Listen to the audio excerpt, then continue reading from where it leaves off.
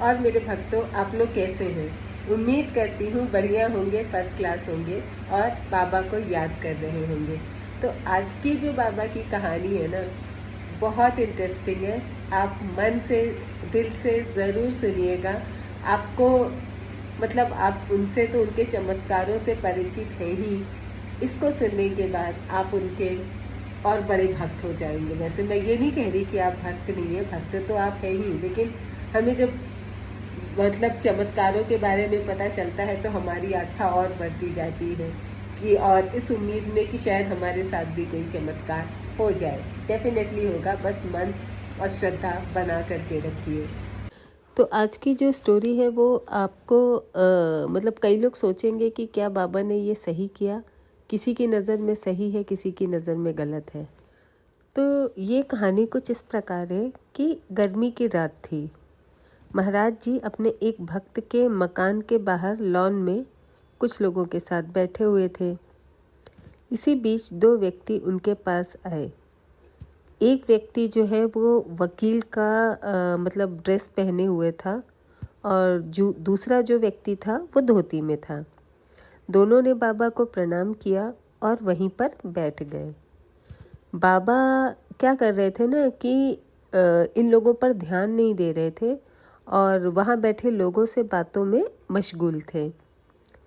तो अब देखा कि भाई हमारी उपेक्षा हो रही है, बाबा हम पर ध्यान नहीं दे रहे हैं। तो जिस व्यक्ति ने धोती पहनी हुई थी वो खड़ा हुआ और ताकि बाबा उसकी ओर देखने लगे, मतलब अपनी ओर अट्रैक्ट कर रहा था। फिर खड़ा होके बोला, महाराज जी मैं एक विनती करना चाहता हूँ। महाराज जी ने बोला, कहो। फिर वकील ने कहा, मेरा जो दोस्त है वो बहुत बड़ी आफत में है। उस दोस्त की ओर संकेत करते हुए महाराज जी ने पूछा, तुम वकील नहीं हो क्या? मतलब महाराज जी ने वकील की ओर इशारा किया। फिर उसने बोला, हाँ महाराज जी यह सच है, मैं वकील नहीं हूँ। और जो वकील था उसने मतलब बहुत ही गिड़गिड़ाते हुए कहा। फिर बाबा ने पूछा, क्या तकलीफ़ है तुम्हें? तो जो धोती वाला व्यक्ति था उसने कहा कि ये एक हत्या के आरोप में फंसा है।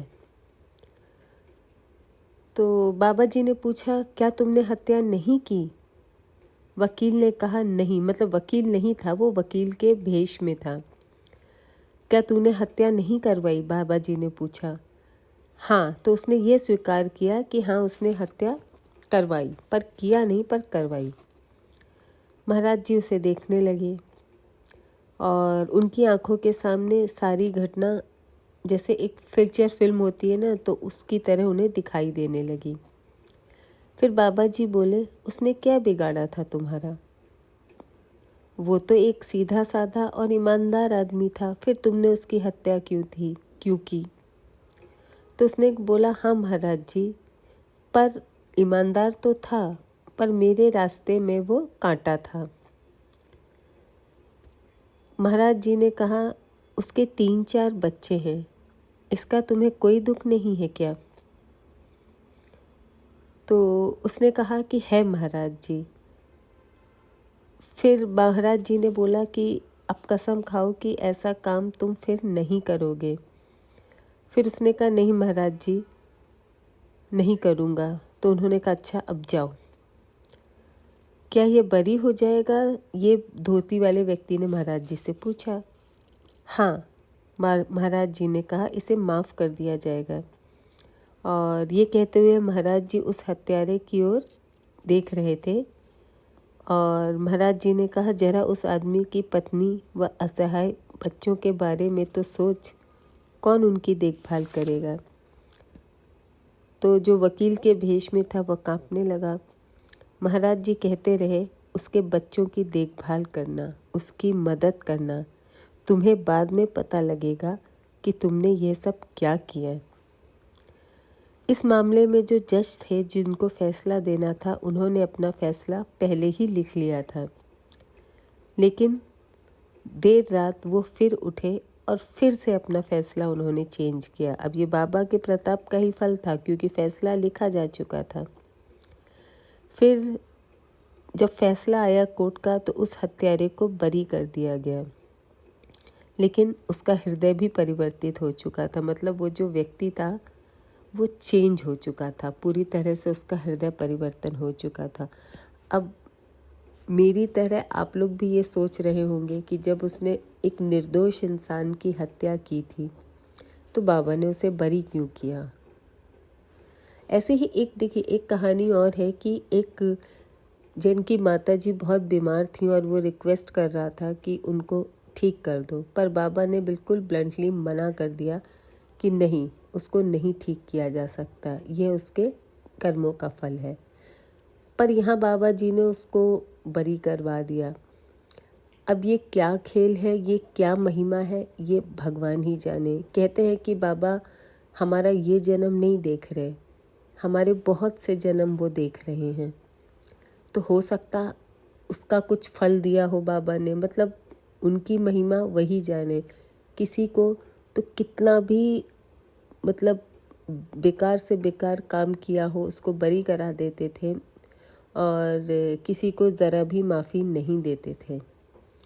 तो ये तो बाबा की ही बात है, वही जान सकते हैं कि क्यों ऐसा लॉजिक लगाते थे और इसके पीछे ज़रूर कोई बहुत ही सॉलिड और स्ट्रॉन्ग रीज़न रहा होगा। पर ये कि इस स्टोरी ने मुझे भी सोचने पे मजबूर किया कि बाबा जी ने एक हत्यारे को क्यों बरी करवा दिया। अब कोई भी इसका लॉजिक रहा हो, पर भक्त इतना जानते हैं कि जो भी भक्त कैची धाम जाता है या बाबा के किसी भी धाम जाता है, उसकी हर इच्छा, उसकी हर मनोकामना ज़रूर पूरी होती है। और लाखों की संख्या में श्रद्धालु वहाँ उमड़ते हैं और अपनी अपनी इच्छा लेकर के जाते हैं और वहाँ से आते हैं। तो उनकी इच्छा, मतलब इच्छा इन द सेंस कि ये नहीं कि मैं अरबपति बन जाऊँ, मैं खरबपति बन जाऊँ। उनके विचारों में, उनके आचार, उनके व्यवहार में परिवर्तन आता है और ये परिवर्तन ही सफलता की निशानी होती है। और जैसा कि मैंने आपको बताया ही हुआ है कि कितने चमत्कार देखने को मिले मेरे घर वालों के साथ। और अभी रिसेंटली मैंने अपनी एक फ्रेंड थी, उसको बाबा की सिर्फ तस्वीर लगाने को कहा था क्योंकि उसके घर में बहुत सारी प्रॉब्लम्स चल रही थी। तो बाबा की तस्वीर लगाने से ही उसके घर की सारी समस्याएं विदिन 15 डेज़, मतलब 15 दिन के अंदर ही उसके घर की सारी समस्याएं सॉल्व हो गई। यहाँ तक कि उसके हस्बैंड की नौकरी भी जा चुकी थी और 6-7 महीने से स्ट्रगल कर रहे थे, कोई नौकरी नहीं मिल रही थी। लेकिन फ़ोटो लगाने, और वो दूसरी बात, वो बिल्कुल बिलीव नहीं करते थे, ना किसी भगवान में, ना किसी चीज़ में। लेकिन 15 दिन के अंदर ही उनको एक अच्छी जॉब भी मिली। और जैसा अभी कहानी थी ना कि हृदय परिवर्तन हो गया उस वकील का, वैसे ही इनका भी हृदय परिवर्तन हो गया। ये तो जीता जागता बिल्कुल प्रत्यक्ष उदाहरण है और मेरे मतलब बिल्कुल अभी रिसेंट की ही बात है। और ऐसा हृदय परिवर्तन हुआ कि जो व्यक्ति कभी भगवान को मानता ही नहीं था, वो रोज़ सुबह उठ के एवरी सैटरडे और ट्यूसडे हनुमान मंदिर जाने लगा और रूटीन बना लिया जाना और बाबा की तस्वीर के सामने दीपक जलाना, उनकी पूजा करना। तो ये इतना इंस्टेंट हृदय परिवर्तन। वही मैंने कहा कि लोग लालच में जाते हैं कि रुपया मिल जाए, शोहरत मिल जाए, दौलत मिल जाए। नहीं, आपको वहाँ जाना है सिर्फ आपका हृदय परिवर्तन हो जाए, और डेफिनेटली आपका हृदय परिवर्तन होगा। और जब हृदय परिवर्तन होगा तो अपने आप ही चीज़ें जो नेगेटिव में चल रही हैं, किसी के साथ भी, किसी को कोई भी प्रॉब्लम है, वो चीज़ें पॉजिटिव होंगी। क्योंकि माइंड का और कहते हैं ना सोल का, दोनों का पॉजिटिव होना बहुत ज़रूरी है किसी भी सक्सेस के लिए, किसी भी सफलता के लिए। पर लोगों की सफलता होती है पैसा, रुपया, ये सफलता नहीं है। जो असली सफलता है वो वहाँ जा कर के आपको ज़रूर मिलेगी और अपनी समस्या का हल भी आपको मिलेगा। आपके दिमाग के सोचने समझने की शक्ति भी बढ़ेगी और आप एक सही दिशा में उचित निर्णय ले पाएंगे। ये पावर है बाबा की। और एक बार जा कर के देखिए। जो हो आए हैं वो तो जानते ही होंगे इसकी महिमा, जो नहीं गए हैं वो जा कर के देखें कि कितना बदलाव, कितने चेंजेस आपके अंदर आएंगे और ये आप खुद फील करेंगे। अब अगर आपको मेरी वीडियो अच्छी लगती हो और मेरी बातों से आपको कुछ लगता हो कि हाँ, एक कुछ पॉजिटिविटी आपके अंदर आती हो, तो मतलब कमेंट में जय श्री राम ज़रूर लिखिए, क्योंकि ये एक ना इंसान को मोटिवेशन के लिए चाहिए होता है कि हाँ। आई होप आज का वीडियो आपको पसंद आया होगा, मेरी बातें आपको अच्छी लगी होंगी।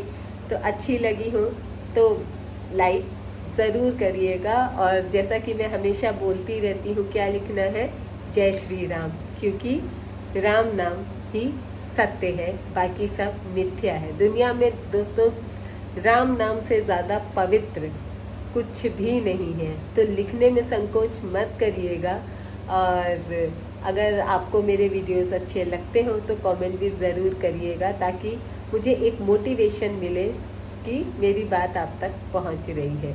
तो आज के लिए बस इतना ही। कल फिर एक नई वीडियो के साथ हाजिर होती हूँ। और हाँ, जाते जाते एक शेर पढ़ना चाहती हूँ। कोई हाथ भी न मिलाएगा, कोई हाथ भी न मिलाएगा, जो गले मिलोगे तपाक से। मतलब हमारी आदत है ना कि फटाक से लोगों के गले लग जाते हैं, मिलने लगते हैं। ये नए मिजाज का शहर है, ज़रा फासले से मिला करो। तो नए मिजाज का शहर है, दिमाग को खुला रखिए, अपने आप को मतलब सतर्क रहिए और सावधान रहिए, क्योंकि आजकल सावधानी की बहुत ज़रूरत है। तो सब कुछ किसी के आगे भी अपना घर की कोई भी बात हो, कोई कुछ भी बहुत कॉन्फिडेंशियल हो, लोगों के साथ शेयर ना करें, अपने तक ही सीमित रखें, और शेयर करना है तो सिर्फ परमात्मा के साथ करें। आई होप मेरी बात आपको समझ में आ रही होगी। तो कुछ चीज़ें ऐसी होती हैं जो कॉन्फिडेंशियल ही रहनी चाहिए, पब्लिक नहीं होनी चाहिए।